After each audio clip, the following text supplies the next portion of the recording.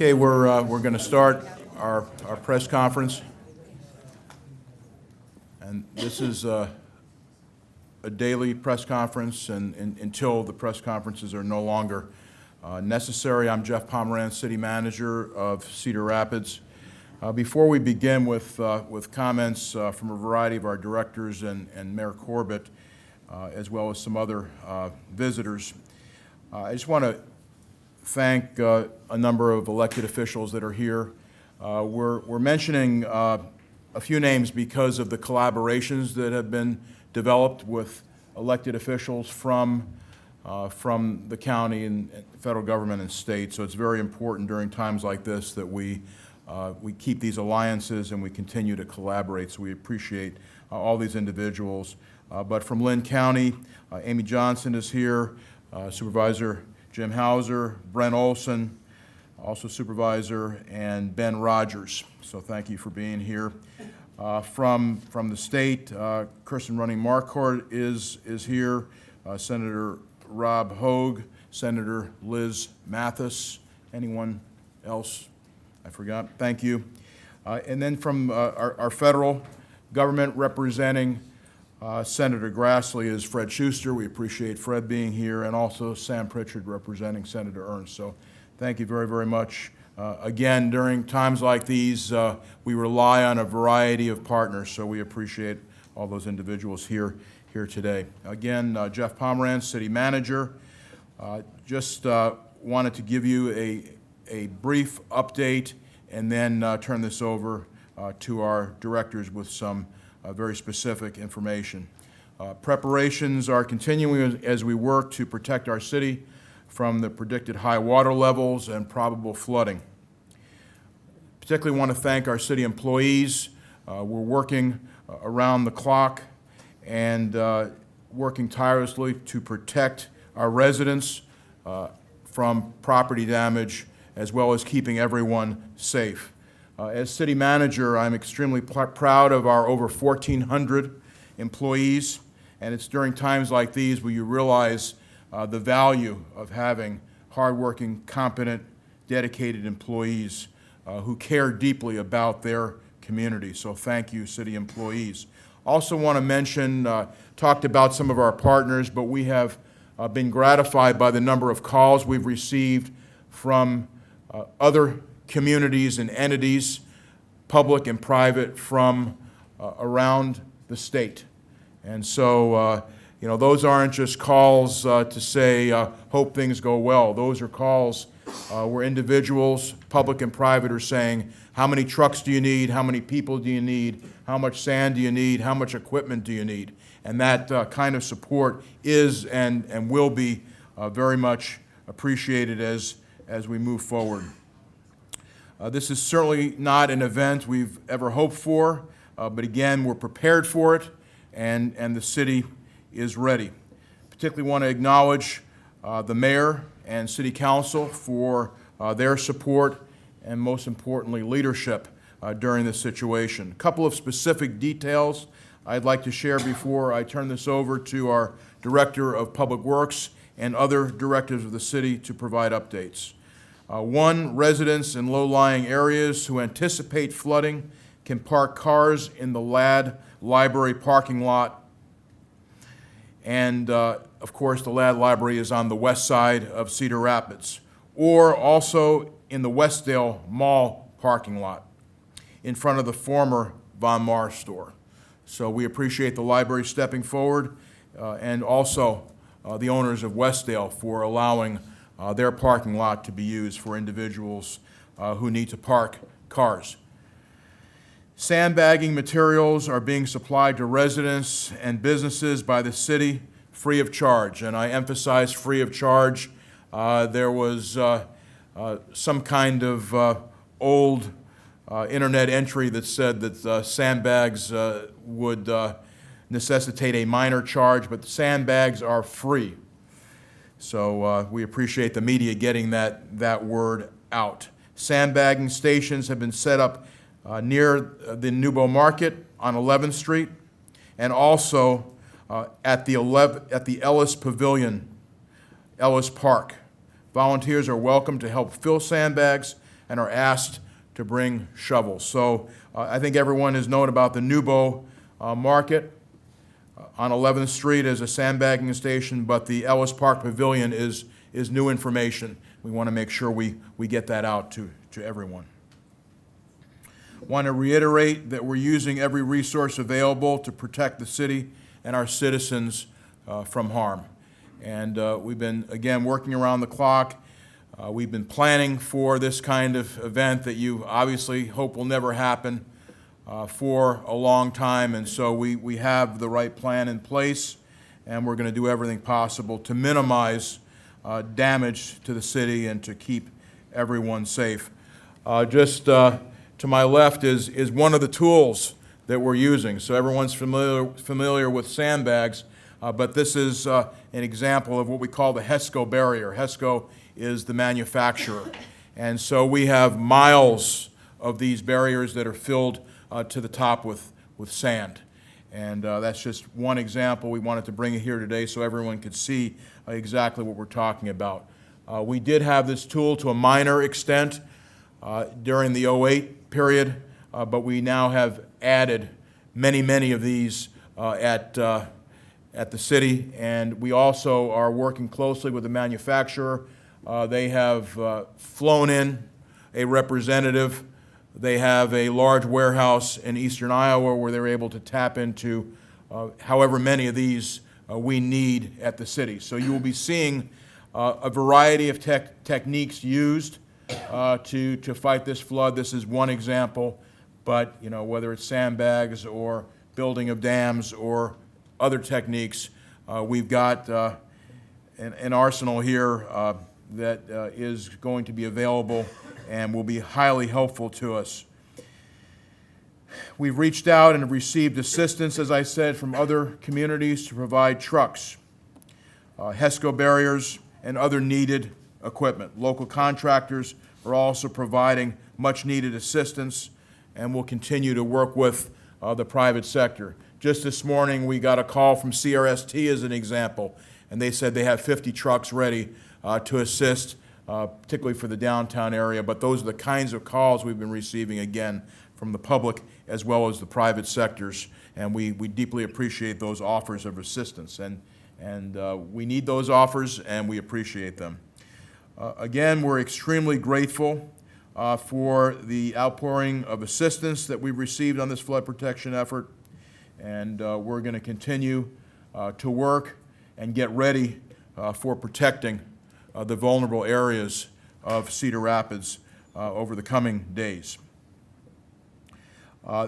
Before I introduce our Public Works Director, I again wanted to acknowledge our City Council members who are here, and very much appreciate, again, their support. So our first speaker will be Jen Winter, our Director of Public Works. Good morning. At this time, we have no change in the anticipated forecast and the level. Early this morning, briefly, the forecast was reduced to 22 feet, and it has now been increased back to 24. So we are still mobilizing our flood control efforts to protect to the 24-foot level. Our city staff from public safety, sewer engineering, traffic, streets, and other departments have been assembling equipment, staff, and resources to put these measures in place. Today, our focus will be on both sides of the river. In some of our low-lying areas, we'll be installing HESCO barriers, as Jeff demonstrated here, as well as earthen berms and levees to try to build up that protection in multiple places. On the east side of the river, we have multiple contractors mobilized that will be working between 1st Avenue and 16th Avenue along the river. On the west side, our focus today will be along Ellis Boulevard in the time check area, and we'll also be doing some berm and levee work down in the Czech Village area. We are asking the public to be patient and aware. There may be short notice temporary closures in order to get these HESCO barriers and these berms built and allow the contractors access. We need the contractors to be able to get in there and build this as efficiently and safely as possible. So we're asking the public to stay away from these areas if you see contractors working, and to find alternate routes where necessary. This morning, the crews closed 8th Avenue from 2nd Street to 5th Street to install the HESCO barriers that will be going up along 8th. So we're asking people to find alternate routes from 8th Avenue. Some road closures have already begun in some of our low-lying areas, including Otis Road and Ellis Road west of Edgewood due to rising waters in those areas. And last night, late, we made the decision to close the boat ramps. So we are allowing boats to come out. We are not allowing any access onto the river at this time. We've had many questions regarding sandbagging. As the city manager mentioned, we will be opening up another location at Ellis Park near the Overlook Pavilion. We anticipate that to open shortly. It should be open by 11 a.m. if it hasn't already been opened. The public can access that. We're asking the public to access that from Zika Avenue, as there will be a lot of work going on Ellis today, and eventually Ellis will likely be closing. So we're asking the public again to access that through Zika Avenue. We've already seen many members of the community step up and volunteer. We ask that the volunteer efforts continue to go through United Way's 211. I do want to mention that sandbagging efforts are not available at city services or at the Public Works Department. So we are working, the sandbags that are available, the work that's being done at City Services Center is for public. It's what city staff is using. We're asking the public and the residents to use the other two locations at Newbow and at the Ellis Park. For low-lying areas, as the river continues to rise, we want to remind residents and businesses to take measures to protect your properties, starting on the lowest level. Look at your floor drains, egress windows, anything that you can protect to help yourself on the lowest level, and again, supplementing with the use of sandbags or other protective measures. And I want to thank our public works staff, our city staff. Everybody's been wonderful. Our outreach from communities, from adjacent communities, and from our local contracting community as we continue to put these measures in place. Thank you. Thank you, Jen. And next is Chief English, our fire chief.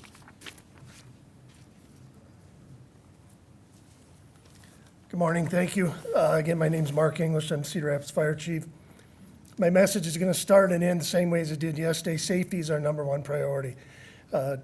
We've seen on the media people driving through the floodwaters. We very much discourage that. You don't know what's happened to the infrastructure underneath it. You don't know what potholes are there, et cetera. I'll also reiterate, stay out of flooded basements. They may be charged with electricity. There may be gas bubbling. Please just stay away from the flooded basements. As Jen said, the flood crest is still continued to be projected at 24 feet.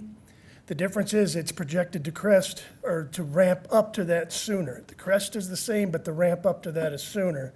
They're, according to the websites, they're looking at it reaching flood stage about 8 a.m. on Sunday. In the meantime, please, I encourage people wholeheartedly, look at where you live according to the flood maps. If there's a risk that you're going to get water, please start making preparations now to evacuate. We will continue to monitor the flood projections today, and we'll have an answer tomorrow morning at the 10 a.m. news conference if we're going to go ahead with the evacuations or not. But please take it upon yourself, look at where you live, look at the maps, and if you can at all, start making preparations to get out now. And again, I'll end it the same way I started it with the safety. Again, please don't drive through floodwater. Don't go into flooded basements. You don't know what's there. We want to make sure that we finish this event just like we did in '08 with no fatalities and very few, if any, injuries. Thank you very much. Thank you. Next is Chief German. Thank you. I'm Wayne German, Chief of Police for the City of Cedar Rapids. I can't overemphasize the message about safety. So currently, officers are working with the public works staff, working with them, assisting them in closing streets as they do their work to prepare for the upcoming flooding. I need to emphasize, please do not, when the street is closed, please adhere to that closure. Allow the public works staff and the contractors to do what is needed. And then if streets are flooded or you do see the standing water, as Chief English said, please turn around, don't try to drive through it. This is for your safety. We have a mobilization plan in place for police personnel. Basically, it's going to be all hands on deck. So every officer available on the department is going to be mobilized, and this includes our investigators and detectives. They will be in uniform and prepared to respond to calls for service and assist citizens as we proceed and monitor this situation. Thank you, Chief. Our Director of Utilities, Steve Hirschner. Good morning. Steve Hirschner, Utilities Director. I'd like to report that water treatment facilities are all operating normally at this time.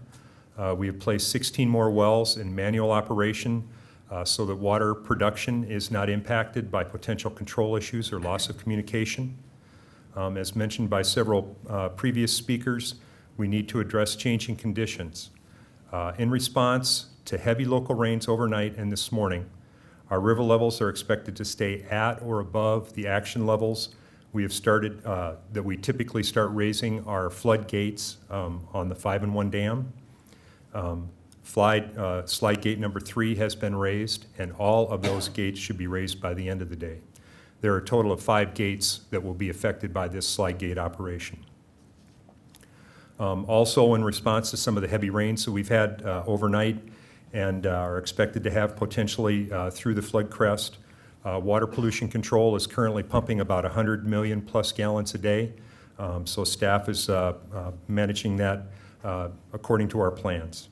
I also wanted to mention solid waste. We'll have normal collection through today, but more information on collection next week, particularly yard waste collection, will be made available this weekend.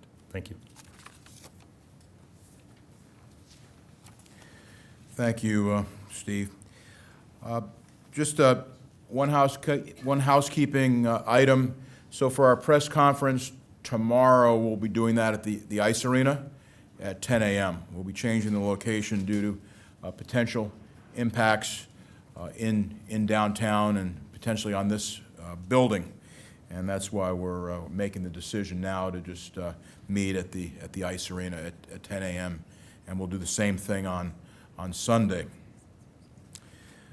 Would like to introduce one of our very important partners in this effort, and that's Doug Kopp from Alliant Energy to talk about impact on the electric system, particularly in downtown, but throughout the city.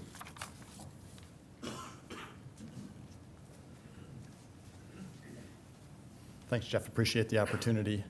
So let me start off with a little more emphasis on safety. So as you probably all are aware, electricity and water don't mix. So please follow the good advice. Don't go into flooded basements. That is taking a huge risk that you don't need to take. I want to just take a minute and let you know we're in full flood preparation mode at our company. Our employees are doing a wonderful job. We appreciate the effort that they're putting in to ensure that we have our power supply remains reliable for all of you. A couple things you should know. Since the last flood, since 2008, we have made significant improvements in our system, in our downtown system. So we're very pleased with that. Thankfully, that hasn't been tested. What we will find out a little bit more about it potentially here. I think the issue that you always have to think about is you don't know where water will go and what it will do when it comes in contact with our system, but we're in much better shape than we were before. So we expect that to give us a good opportunity to keep the power on in the community, both certainly outside this downtown area, but certainly in the downtown area.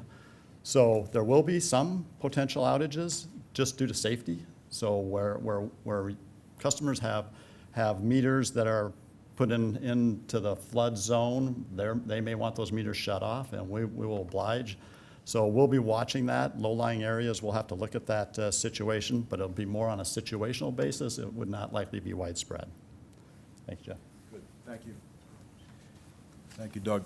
You know, hearing Doug's comments, I think it's important to reiterate that a lot of work has been done in many different areas to protect our city since 2008. And so whether it's, having, miles and miles of HESCO barriers at our disposal, or the tremendous improvements that have been made at the water and wastewater plants, the significant improvements that have taken place through the hard work of Alliant Energy, or the acquisitions of property, homes that were in harm's way that are no longer in that state, or a variety of infrastructure improvements that have been made. We are in a far better and stronger position to respond. And most importantly, the alliances we formed and the lessons we learned as to how to respond in a flood situation of this potential magnitude. So I appreciate, Doug, everything your company has done, and wanted to reiterate some of the efforts that have been made to place us in a far better position than in the past. With that, before I introduce Mayor Corbett, we're going to take some time for questions from the media or any member of the public, and then we'll turn it over to the mayor. Yes, Fransman, sure. For Jen Winter. Can you talk a little bit more about the temporary flood barriers? I believe the city had something like a half mile or so in inventory. You got 7 miles on each side of the river. How much more will you be getting from other sources, and how quickly? Okay, I'm just going to repeat the question for the benefit of the public. Dave, your voice is strong, but may not be for everyone else. So this is just a question regarding our flood protection system, particularly these HESCO barriers, and how we're going to protect the city with these barriers, and how many are out there, and how many we're going to need. Currently, in the works, we've got a plan to deploy about 4,000 feet of the HESCO barriers, and then supplementing that with additional earth levees and berms. So right now, our plan is fully to protect both sides of the river. On the east side from First Avenue down to 16th, and also some supplementing of HESCOs and earthen dams up in the Shaver Road area on the east side, and on the west side from the Time Check area down to Check Village. Again, with that being said, we still want businesses and private residents to take your own measures to protect and do what you can to protect your own homes and businesses. There is always a chance that the temporary measures that we take could be breached or overtapped.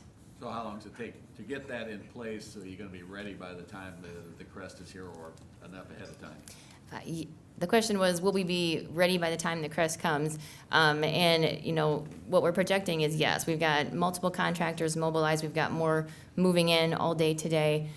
We've got city crews and contractors that will be working all throughout the weekend to get these measures in place. On the, Yes. on the Alliant point, did I mishear that? Was that outages, or they'll be able to shut off power based on requests, or is that strictly a weather? Sure, so it was a question about Alliant Energy and outages and how those shutoffs are made and when. Yes, some certainly by request, but we'll look at the situation. Safety is the first decision point, so we'll look at that. But again, our system is more robust than it was in 2008, so expect that to be fairly minimal. But we will work with individuals, so people should contact us if they need their power shut off, again, generally for a safety situation. Is there a potential that someone would reach out and say, I think my power should be shut off, and you determine it shouldn't be, and then? No, we'll honor that. If they have a request to shut off their power, we'll come out and do that. Further questions? Yes? I had a question, just a Sure. concerned citizen. Sure. I've got in-laws that live in 9th and Penn, Northwest Chimchek neighborhood. We're talking about, we're taking everything out of the basement. Is there a concern over there that maybe we should be taking everything off the first floor? There's no second floor, and there are ranch houses down there, and some neighbors are asking me, and I said I couldn't. Okay, so it's a question of, there has been material taken out of a basement on Penn, but what about further floors? Is that necessary? What we would say at this time is that right now we're planning for an elevation of about 24 feet. So relative to where we saw flooding in 2008, we're looking at about 7 to 8 feet below that. So our recommendation is anything that you can do to get your belongings up above that level, we would encourage you to do so.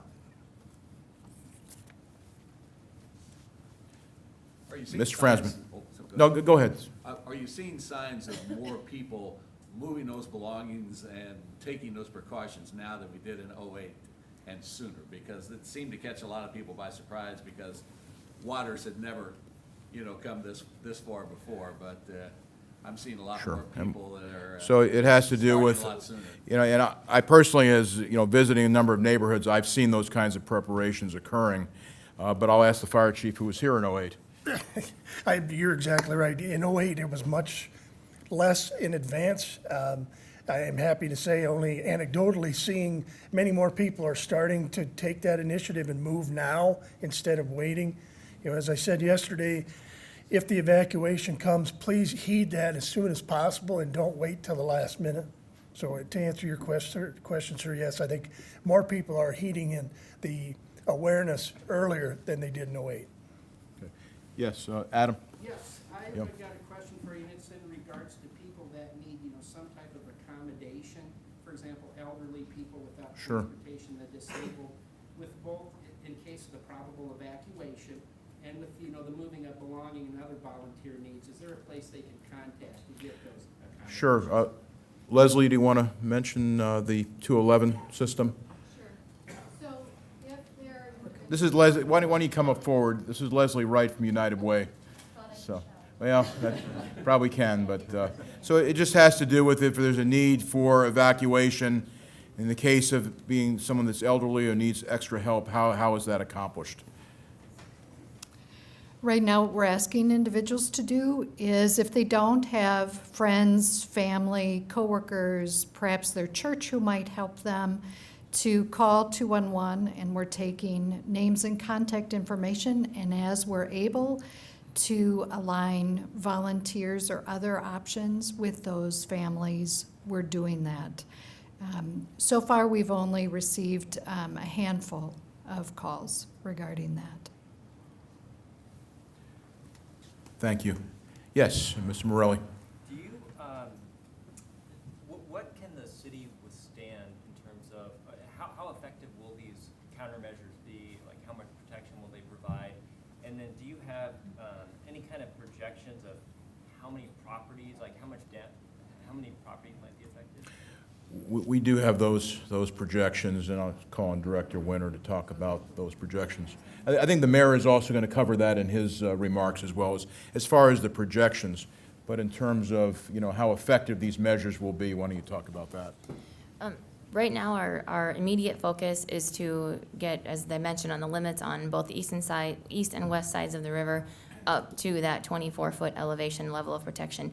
Any areas that we can get above that, generally where we're building earthen berms and levees, it's a little easier for us to go higher than that. We will do that. But our immediate focus right now is to get all protection levels up to that 24-foot. Does that mean that those areas should be safe up to 24 feet? What that means is that we're putting temporary measures in place to protect, but we're still asking, again, businesses and residents to take precautions and do what they can to get their belongings out. It is likely, if the projection stays at 24 feet or gets increased, that we will still be evacuating that inundation area in case that the temporary control measures would be overtapped, or if they would become breached. We still want everybody to be safe. So if those measures, if the forecast does not change, it is likely that we will still be evacuating the area. Thank you. Gary? Yeah, I got a couple of questions. Sure. I think Winter can answer. Okay, good. I'm worried about earthen dam being used in the Ellis Park area because the one in '08 collapsed. And I understand the HESCO barriers are much more protection. And the other question is, in '08, we had pallets of sandbags delivered. In the northwest side, we do have some people that's kind of elderly. I would think that would help if they was delivered to certain corners of the neighborhood. I don't know if that's feasible, but that's the two questions I question about. Okay, so, go ahead. The first question on the delivering of the sandbags, to answer your question, partially that's why we opened that second sandbagging station in the Time Check neighborhood at Ellis Park. If you are unable to go there and get them, we would ask that you utilize that United Way 211 system to offer assistance with that. And In the case of the temporary protections, we are taking measures on the type of material that we are using on those earthen levees and berms. And in some cases, you'll see them enclosed in material, in casing, to help ensure their stability. Thank you. Yes, Mr. Timko. Yeah, go ahead. Question. When you deploy these, and I'm gonna ask about Kingston, because that's where we're working to protect, are they gonna be running down the street, First Street? Are you gonna run them through that park? Are they gonna close the ends of the bridges? So a question about how these are going to be deployed, and I think the answer is in different ways in different areas. But Jem, why don't you go ahead? Yeah, how these measures are deployed will vary by location. We're working very closely with the contractors that we've got in those locations to determine the best method. In most cases, they will be running down the streets. So we intend to run down Ellis Boulevard, down 16th Avenue, down 8th Avenue. So in most cases, yes, you'll see these measures running down the streets, but it's going to vary by location. Thank you. Any further questions? So next, we're going to introduce the mayor, but just a reminder of the next press conference, which is tomorrow morning, 10 a.m. at the Ice Arena. Also wanted to thank the council members for being here, as I said, but it's not regular that they're in back of me. I'm usually in back of the council. But we have Councilmember Justin Shields, Councilmember Scott Olson, Councilwoman Ann Poe, Councilmember Chris Julik. Oh, excuse me, I'm sorry. Okay. Yep, no, just Councilwoman Susie Wynock is here as well, so thank you very much. Again, any questions you have of me as city manager, you can find my email address on the city website, or you can call me directly. That information is also on the city website. We're doing a lot of work to keep our website up to date, so that's cedar-rapids.org. And again, we appreciate all of you being here, and it's now my pleasure to introduce Mayor Ron Corbett. Thank you, Jeff. Yesterday, I started off my remarks saying that we have a team in place, the team has a plan in place, and the team is executing on that plan. But we can't do it alone, and I want to thank cities of Marion and Hiawatha, their mayors that have reached out, the city of Coralville that's sending up equipment in Johnson County, the governor, the city of Davenport, many individuals, communities, and local governments and businesses have reached out to help us. Thank you so much for caring about our community and offering the help. We still need more help, particularly in the sandbagging area. So the rest of today and this weekend coming up is where the residents want to support and help out. That's the best way, to show up at one of the 2 locations that we have for sandbagging down in the Newbo area and also out at Ellis. Jeff mentioned earlier about CRST's generous offer. They have 50 or so trailers on the west side that are vacant and available. So if anyone needs those, they'd be happy to drop that trailer off. People can load it, and then it will be secured and moved back out to the west side. Denver Anderson is the contact person out at CRST at 389-1795, 389-1795. I would just point to the blue maps that are a little difficult to see now because they're behind the HESCO barriers.